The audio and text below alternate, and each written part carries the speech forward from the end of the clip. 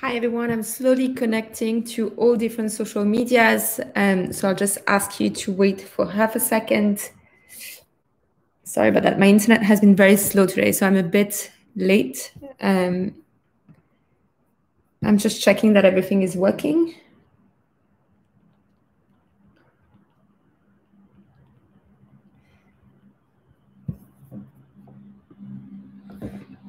Sorry, I seem to be having some issues with my camera. For some reason, it's working on YouTube, but people on Facebook cannot see me. Oh, it seems to be working on Facebook. I just can't see myself. Okay, perfect. So I'll just go on Instagram and we'll be all set. Sorry about this. Up. Amazing. So I seem to be live on all social media. Apologies for the delay. For some reason, my internet connection just wasn't working whatsoever. And it's quite bad. So tell me if you can't hear me. My phone is on my computer, which is overheating, and I can't see anything on my computer. So I can't see comments on Facebook, but we'll take all of the comments on Instagram. So to quickly introduce myself, I'm Colombe. I'm the co-founder and co-executive director of Now, and you are connected on Now's page, so you know what it is, and I don't have to introduce it. Sorry, I have to move a bit because apparently on Instagram, the sound is bad. So I'll try to move my computer away from my phone. Just give me a second. Laura, is it better like this?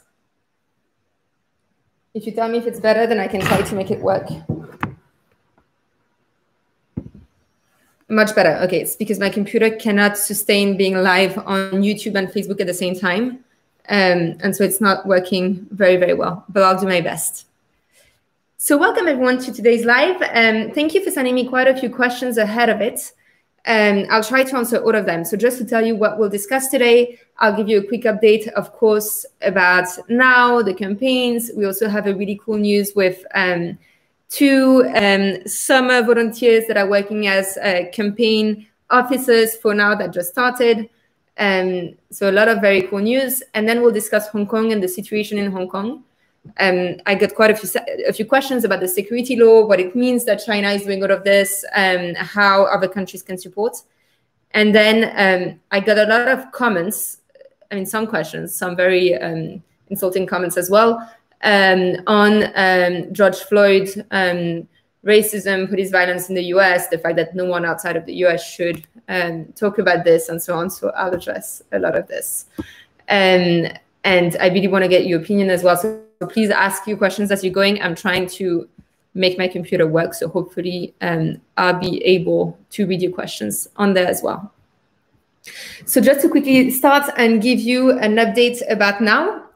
So a couple of weeks ago, we had a health workers first campaign to support health workers across the world that went really well ahead of the World Health Assembly. And we closed it, and we now still have two ongoing campaigns. And for those two campaigns, we have two new team members joining us. So the first campaign is a global climate emergency. We want the UN Security Council to declare a climate emergency. And the reason for this is not just to have an empty declaration. It's because the UN Security Council actually has the power to issue binding decisions and decide on binding measures that all member states would have to take if it declares an emergency. So this means that all countries across the world would have to take coordinated action on the climate crisis. Of course, it's hard to get it through. A lot of member states don't want the UN to make this type of decisions, and the UN never used the specific power on an emergency like climate. But, you know, we don't think anything is impossible in life. So we started this campaign when we launched the movement now 5 months ago, and we have been pushing it through. And basically, just an element I think that is important for everyone to know is at the UN Security Council, you have a different president every month. So a different country is holding the rotating presidency. And so, for example, next month, Germany will be the president of the UN Security Council, which is a good thing because Germany said that climate will be on top of its agenda for the UN Security Council presidency. So theoretically, Germany should be pushing something like a climate emergency during its presidency. And this is why we have Clara, who's a German member, from now, who joined us for the summer and who will be helping Lara, a campaign manager, to push this campaign forward in Germany ahead of July and throughout July, to make sure that the German government raises the issue of a climate emergency during its presidency. It literally has a month to potentially save the world. So it's no small task, but they could do it. And so we're thrilled to have Clara. She's right now living in Amsterdam, but she will be working, of course, on pushing for Germany. So she will be basically working with our volunteer teams all over Germany. She will be pushing relevant stakeholders like politicians to act. She will also be outreaching to a lot of organizations, NGOs, artists, and so on. So if you're interested in participating or know of anyone we should reach out to, don't hesitate to get in touch. Clara and Lara will be giving it all of their best in the next few months. And we're super lucky to have both of them on board. So this is for the global climate emergency. And then, of course, you have other countries holding the rotating presidency as we go. So, for example, South Africa, that has suffered from lack of water and so on in quite a few places, will be holding the rotating presidency in December, which will be another tipping point moment for our campaign. So that's on the climate front. And then on the women's rights front, so we have another campaign which is aimed at ensuring parity. So we want to have 50% of women in power. So this means that in all national parliaments, we want 50% of women. We represent half of the world. We should rule half of the world. As basic as it sounds, I say it every time, but it's better for society as a whole. When you have more women in governments, you have less corruption, better democratic standards, a higher willingness to work across party lines. And it's not me saying it, it's data that was gathered over the last decades. So we want to achieve parity across the world. Obviously, we can't do everything at the same time. So we decided to focus on a few countries for our women's rights campaign. And the countries are Tunisia and Australia for a few different reasons. One, in Tunisia, there's actually been quota and zipper system legislations put in place, and they worked really well for some elections. So, for example, at local level, I think, and if Lilia is in the live, she can correct me, but I think you have like 47% of women in power at local level, which is huge.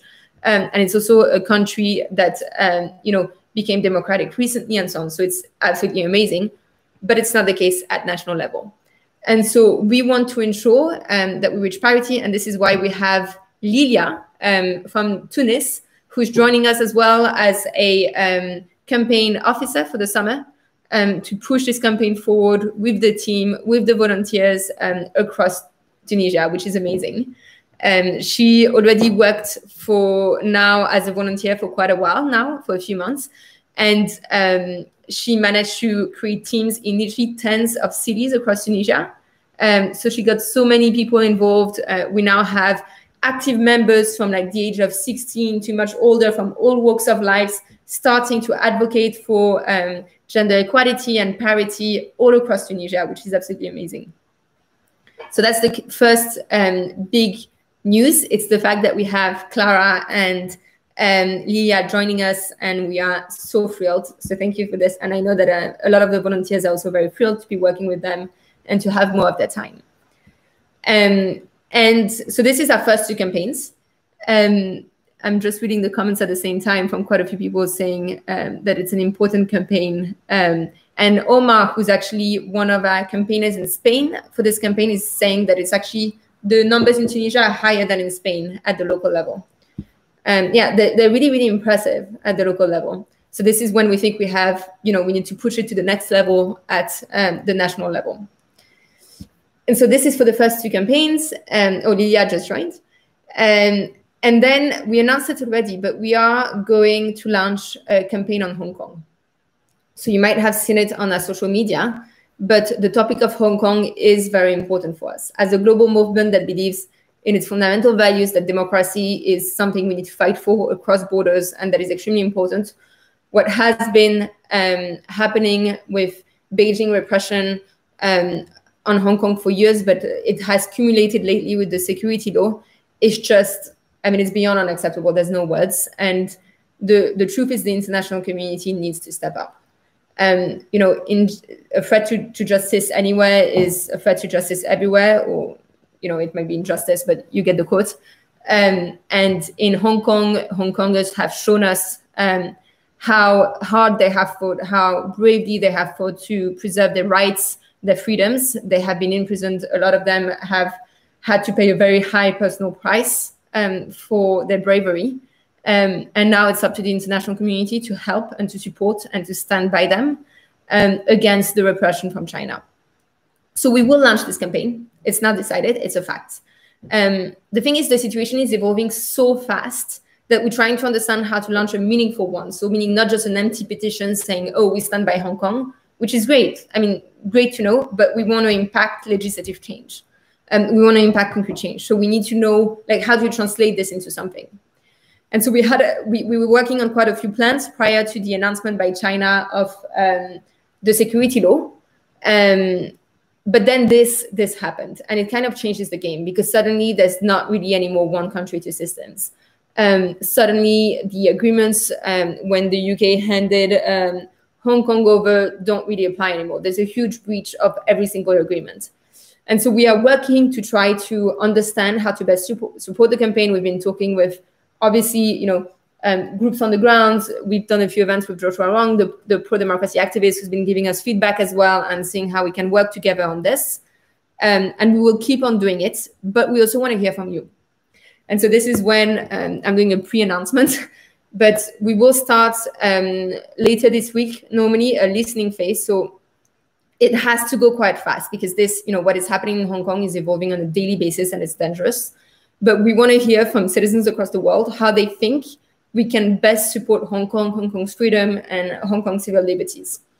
And so we'll ask you for your input and so on. You'll see it on our website this week, and we'll advertise it everywhere.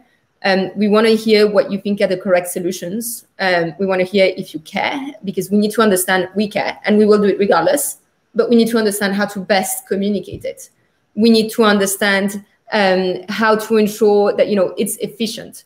We need to understand which country to focus on. So we have a few plans that we'll propose through the listening phase of the campaign, but we really want to hear from you. So if you're interested, if you already have ideas, please send them our way. We can include them in the listening phase, in the surveys we'll do. But this campaign is, I think, one that will be very important. And I think that the Hong Kong issue, just like the Taiwan issue, will be some of the battles that will shape our generation and the world as we know it. The fact that a superpower just, I mean, it's often done, but just disregards completely previous agreements and completely cracks down on any rights of Hong Kongers needs to be addressed across the world. We need to stand as one for the people of Hong Kong. So if you're interested, please get in touch. We will be looking to really start this very quickly. It will happen in the next couple of weeks. And again, we can't do anything on our own. In all of this, we need collective power. And we need people's idea and people's willingness to give feedback, challenge ideas, and so on. So we will send it to all of you regardless. But we need to do it. So I'm just reading some of the comments at the same time. A few people are saying that they're very excited about this campaign. We actually received a lot of positive feedback about the idea of doing such a campaign. So it makes me really, really happy. And Omar is saying that what we're seeing in Hong Kong can affect all of us. Democracy and freedom is always weak, and we have to always work on it. I couldn't agree more. And, you know, when you hear leaders of the Hong Kong protests like Joshua Wong, who have said over and over again, after years and years of fighting a superpower and risking everything, we need the international community to stand by us, then we need the international community to stand. We can't just not do anything. We have to answer.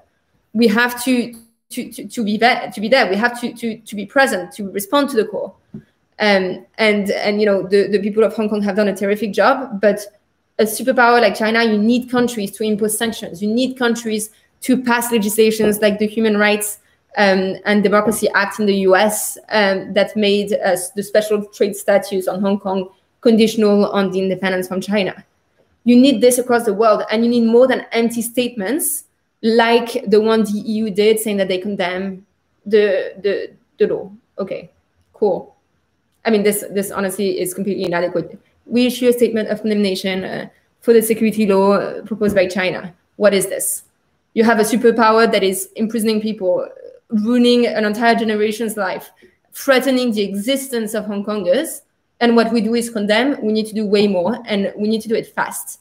Countries like the UK, for example, the UK is supposed to guarantee civil rights in Hong Kong until the end of the special agreement with China. Proposing passports and an indefinite leave to remain in the UK is great, and it will impact 3 million people, which is great. But it also implies that those people want to leave Hong Kong and go to the UK. Second, that they have the means to do so, etc. What we need is to deal with the situation on the ground. Of course, we need to propose, a path to citizenship to some people and so on. But we need to make sure that this stops. It's Hong Kong today, it will be Taiwan tomorrow, and it will be all other countries after. We need to make sure that we preserve freedoms and rights. Okay, I can keep on going on a rant, sorry for this rant, for a very long time. So I'll try to stop myself. But I'm just reading again some of the comments. Laura is saying that we need to act, words aren't enough. And I agree. We read so many carefully crafted statements over the last few months and years, like when Hong Kong activists made the front page of newspapers, how they were so brave and we supported them and so on, and then nothing happened. Almost zero country actually took any step. Nothing happened. Now we can't continue this way. So all of this rant to say basically that we will be launching this campaign in the coming weeks. We are working with Hong Kong groups and Hong Kong activists on it. And as a global movement, we'll try to put pressure across the world. We are 5 months old, and we don't have a team of 1,000 people capable of lobbying every government on earth. So we will choose strategic priorities to make sure that we lobby governments that can actually have an impact through trade or others on Hong Kong. But volunteers and members will be working throughout the world to pressure the governments and to make sure that this changes. So if you're interested, if you have ideas, please get in touch. The situation is changing so rapidly in Hong Kong every day that we are really evaluating all options of how we can actually have an impact, not just empty words. So that's kind of the update on now. I'll just drink a sip of water. And everything that's happening. So we have a lot on our plate, but it's really exciting. And then there's another topic. I see a few more comments on Hong Kong and from people that are supporting the idea of launching a campaign, which makes me really happy. I hope that you will send us ideas and get involved. It's really key and fundamental. And I got a few more questions, but keep on asking them and I'll try to address them as I go. Ahead of the live on George Floyd and the murder of George Floyd in the US. So I'll tell you, I got quite a few different types of questions. But I think it's important to put it back in context first. And I'll try my best, even though I'm not in the US, no American. But so basically this black man got killed as a result of police violence last week in the US. And it's not an isolated incident. Police and state violence that is racist happens on a very regular, in a very regular manner.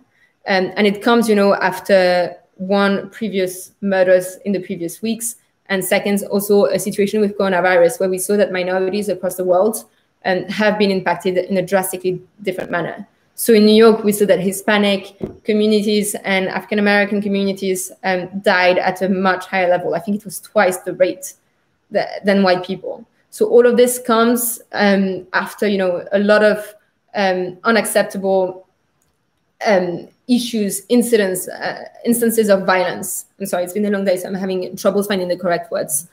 And came in the US. And so there's a few reasons for which I decided to speak about it, because I think I got on social media. I decided to speak about it in the live, not in general. So I spoke about it on social media about how, this is once more we see another young black man and another black man in general getting killed. Once more we see racist state violence ruining lives and communities. And I was told directly on social media that this is an American problem and I'm not American, so I shouldn't speak about it. First point. Then I was told that it doesn't concern me. And then I was told that all lives matter, not Black lives matter. And then I was told that, it's not a problem where I am. So those were some of, then of course there were people saying that it's a huge issue, we need to stand together across the world to deal with it. And Andrea is commenting saying that the tweet I did went crazy because it was under something from Trump. And yeah, I had over the night like hundreds of I think I had like 700 tweets of insults, which was quite intense. But I thought it was important to address them. One, the claim that, because racism and state-sponsored racism happens in a country, it doesn't concern all of us. And I think this is, it's the very core of what we're doing at now, right? Like injustice anyway is a threat to justice everywhere. And for global issues like racism, it crosses borders. It doesn't matter where we live and what nationality we have. From the moment a part of the population is getting systematically oppressed, doesn't have the same rights, a part of the population, like white people, have an insane amount of privilege, it concerns all of us across the world. I'm French, I live in Belgium, it doesn't matter. It concerns me. I'm part of the oppressing majority. It concerns me, and it concerns every single person that should stand up. It doesn't matter that it happens in the US. We all need to stand up against those type of events. So one, to the claim that, it happens in America, it doesn't concern me in Europe and other people across the world. Honestly, fuck this. I think it's dumb as fuck. Sorry for my language, but those type of comments in general really drive me crazy, because you're not from a country, you shouldn't stand up against injustice. Makes absolutely no sense. We see it with Hong Kong, we see it with everything. And I think, on the contrary, we should equal the voice. And that's one of the things I want to discuss more, is the fact that this is not only an American problem.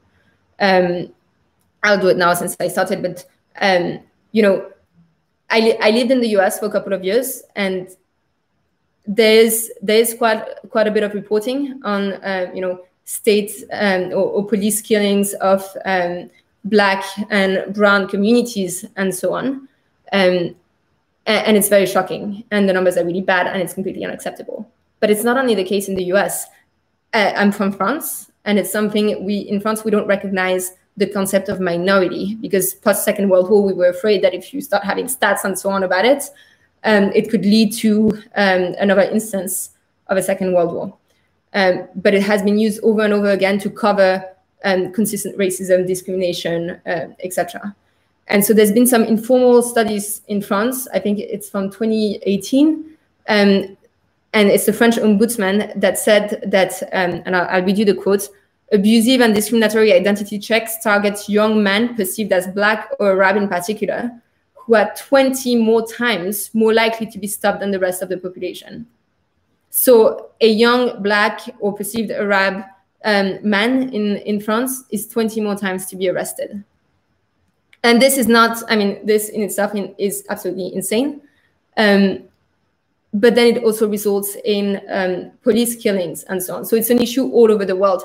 I can give you a few more in general stats from all over the world. So in Brazil in 2019, 80% of people killed by the police in Rio de Janeiro were Black. And the proportion of Black people in Brazil is under 50%. So once more, you see a completely, already don't kill people as the police, but second, you see a completely disproportionate targeting, systematic arrest, and then violence and killings by state forces that are supposed to protect us of minorities, of Black people across the world. And so this is not, it's an American problem. It's an insane problem in the US, but it's a problem all over the world. It's a problem in Brazil. It's a problem in France. And it's a problem that got worse in many places with COVID. Because with COVID, with lockdown measures, a few countries gave emergency powers to the police and so on. And so there's less checks. You have less attention given often to what the police does. And so I'll just give you again the examples that I've read in my country or in the country in which I'm living. So I'm French and I live in Belgium. And since the beginning of COVID, 3 people have died in interactions with the police in France and in Belgium from racialized groups. So those are not stats I'm making up. This comes from the anti-racist movement across Europe that explained that, Adil, a 19-year-old Belgian of Moroccan migration background, died on the 10th of April in Brussels after he fled from the police. In France, Mohamed, 34 years old, died on the 8th of April following a heavy-handed police stop. Sabri, 18 years old, died in Argenteuil on the 16th of May in a motorbike accident involving a police van. This happens all over the world constantly. So to the people saying this is an American problem, it doesn't concern us, this is ridiculous, all that we're seeing on social media, look at what's happening around you. It's happening everywhere and constantly. So it's really insane, and I think we do need to stand up, and it's been beautiful. It's not the right word, but it's been in a way good to see the amount of solidarity that has been going on around the world. Protests in Berlin and everywhere around the world of people showing solidarity. I've seen quite a few of our members as well doing signs and protesting on social media because they're still in lockdown often, to stand by Black Lives Matter and so on. But my point being, this concerns us all across the world. It's not an American problem, and it's kidding ourselves of pretending that it's an American problem. It's not. It's never been just an American problem. It's a huge American problem, but it's a French problem. It's a Belgian problem. It's a Brazilian problem. It's a problem across the world of racist state violence, and we need to make sure that it changes. And this leads me to I think I have mainly on this two other things that I was asked ahead of the live or told. So one, I'm not a resource person for this. I'm white and I'm learning about it. So I'm educating myself and I'm trying to understand better how to help and support. So I'm definitely not the go-to person, and you should Google this. But the second point, apart from the fact that it's not an American problem, is that we need to do better, and we need to recognize the privilege we have. So I'm white, I have an immense privilege, one that I most likely don't even understand to the half of it. And I will probably never understand, but I can still try to do better. I can try to learn more, I can try to educate myself, and I can try to stand by people who don't have this privilege just because randomly we all have different skin colors. And I think this is a huge element, is we can't just turn a blind eye to this. We have to read about this. We have to learn what to do, how to stand by people who are going through systematic oppression. And I'm talking right now, linked to last week's violence, about racial and racism and racial profiling and racial violence. But it's the case for everything. You have, I think, in France last year, there was a 70% increase in anti-Semitism. There's increases all over the world in violence against LGBTIQ plus people. Women are still not given the same rights, and are still, can't make complaints against their husband when they're raped in many countries. Like, everyone has to stand up for one another, and this is especially the case in the countries in which I live, for people of color who have been systematically oppressed by the institutions, by the government, by the police. So we need to do better, and we need to educate ourselves, and we need to find ways to impact change on this. And what I would say is Google it. There's a lot of resources, there are a lot of guides, read books. Some of the books that I've read throughout the years that really taught me a lot were, for example, why I'm no longer talking to white people about race, or why I'm no longer talking about race to white people, or Between the World and Me. There's a lot of very informational book that you should read, and I'm trying to learn more, and recognize the mistakes we make, and then stand by people who need it. And then the third point, which for me is, when we talk about anything in society, is often almost the most important, it's systematic policy change. Racism is not something new. Racist state violence is not something new. There's been deaths by the police against minorities forever, and it's not changing. And this is because there's no systematic policy change. So, it's not like we don't know what to do. A lot of NGOs have conducted a lot of surveys, have sought resources and so on. And there's a lot of concrete measures we can pass to make sure that the situation gets better. So, for example, a basic thing is we need data. To be able to address any issue in life, you need to know what the situation is. And we don't have any disaggregated data on police violence, the deaths at the hand of police based on socioeconomic groups, ethnicity, gender, and so on in many, many, many countries. If you don't know, it's very easy to pretend there's not a problem. So we need to make sure that states collect data so that we know the scale of the problem, and then we can take steps to address it. Then, of course, you need more diversity within police forces. You need better trainings.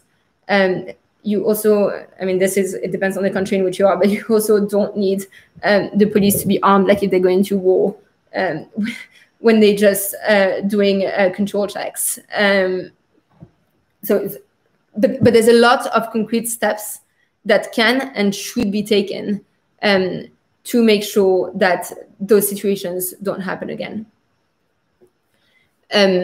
Another one, for example, is, I don't know about all countries, but I read about this for Europe. In a lot of European countries, racial profiling is not illegal, which is insane. So basically, you can be stopped because the color of your skin by the police. It's still legal. It's crazy. Obviously, even in places where it's illegal, it still happens, and the police often pretends that it's for another purpose. But the fact that you can still be stopped without the police officer having to provide any other justification is insane. And then you have numbers like the French one, where Black or perceived Blacks or Arab young men get arrested 20 times more than the rest of the population. We need to put a stop to this. So I think basically this long monologue in a way, because I've received quite a lot of comments on Facebook and on social media. And as I said, I'm definitely not a resource. I'm not an expert. I have a huge privilege that I have to acknowledge in talking about the issue. And I think it's our duty to educate ourselves, but I think it's also important to recognize that it's not because it's happening in the US that it's an American problem. It's happening all over the world, and we need to do something about it. And, even us doing something about it, and I hope that the whole world will do better and educate themselves and learn how to stand by people being systematically oppressed, to be actively anti-racist and not just not racist, and so on. We need systematic policy changes at all levels of governments. We need to make sure that police forces are better trained. We need to make sure that there's an end to racial profiling. We need to make sure that the police doesn't have powers to go into people's houses, into certain neighborhoods, and so on, without having to give a justification. I can just, and maybe I'll end it there, but I read some stats in France again, explaining that, I'm just trying to find it at the same time, that, for example, the police was enforcing lockdown measures in some of the neighborhoods outside of Paris, which have a high number of visible minority residents, at 3 times the rate than in other neighborhoods. There's a clear element of racial profiling in this, and this really needs to stop. So this was kind of also my response to one of the questions on social media, and I hope that in a way you find it useful. I'm really trying to read as much as possible on it and to inform myself, and I hope you'll do the same as well. Lydia is commenting about one of the books I mentioned. I don't know if it's Between the World and Me, or Why I No Longer Talk to White People About Race, but that she read it and she highly recommends it. Laura is saying that white people like herself needs to stand up and become better allies and supporters. And a lot of people are saying that the situation is really, really sad. And I couldn't agree more. And I think that beyond sad, it's outrageous. It's outrageous that we only react to this, including myself, when there's yet another person that has been killed, and that we have to wait for people to lose their lives to react and to do something about it. And I think we all need to do better, and we all need to hold ourselves and our governments and representatives and so on to higher standards, and that basic issues such as the ones of rights, of not being afraid when you wake up of whether you're going to be killed by someone who's supposed to protect you, should be on top of our agenda when we vote, should be on top of our agenda when we go to work, when we do anything in life. And I think we can all do much better when it comes to this. And it's not, no one is free from biases and no one is acting perfectly in life, but way too many people are being discriminated against, as I mentioned, whether because of racism, sexism, anti-Semitism, Islamophobia, and so on, and we need to do better. So that's kind of my take on the issue. I've been speaking for a very long time, so I'm just checking whether there's any questions. Otherwise, I'll end it there as well. Omar is saying that we have to respect differences, otherwise it goes against democracies, and that there's a huge role of education on this. I completely agree. I think education is a huge issue on this. And I know, Omar, we discussed it in one of the previous lives as well on women's rights. It's a huge issue that we don't learn about what is actually happening in our society. At least in my education, I was never taught by teachers about the inherent state violence and state racism in France. And it's a huge, I mean, you know, I was taught about history, about colonialism, about everything horrific France did, or to some extent, everything would take way more years than the school years I had. But we learn about this, but we don't learn about how it's still huge today. And I think a lot of people are ignorant about it, don't know what is actually happening, which makes it worse. Of course, there's no data often to actually know the scale of it, but it makes it even worse. So I agree that education is a huge aspect of it, and we need to teach kids from a young age about what society is like, for some of them, and sensibilize the next generation to being better people and you know, better allies in general. So I couldn't agree more. I think that's all. I don't see any other question. I see that a lot of people are saying that they were not taught anything either at school about this.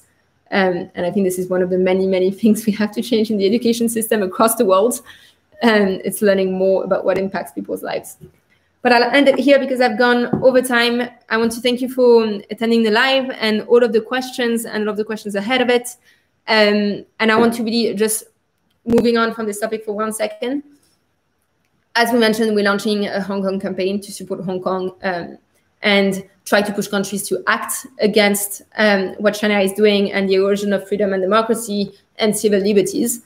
We'll launch a listening tour this week to gather ideas, feedback, understand how to better frame it, and so on. So if you're interested, please subscribe. You'll receive an email, and it will be very useful for us to get you insight. I promise it won't take long. It will take like 5 minutes to answer to the various questions. Apart from this, I hope you have an amazing day and a beautiful week, and to see all of you very soon. Bye-bye.